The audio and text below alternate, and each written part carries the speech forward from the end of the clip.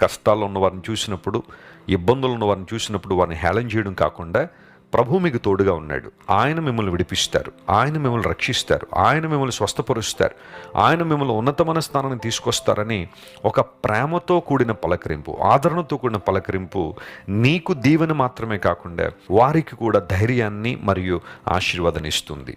ఈ చేను కోసేవారు కూడా బోయజ్ ఏమన్నారు తెలుసా? దేవుడు నేను దీవించునుగాక, ఆశీర్వదించునుగాక అని.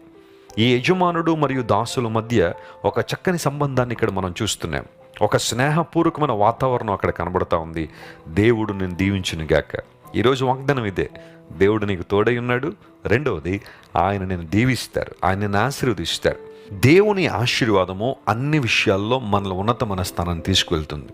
కొన్నిసార్లు నరుల కష్టం చేత అది ఎక్కువ కాదని కూడా లేఖనంలో రాయబడింది. కానీ దేవుని అనుగ్రహము, ఆయన ఆశీర్వాదము మనలను దీవించడం మాత్రం కాకుండా అనేక మందికి దీవెనకరంగా, ఆశీర్వాదకరంగా ఉంచుతుంది అనడంలో సందేహం ఏం లేదు.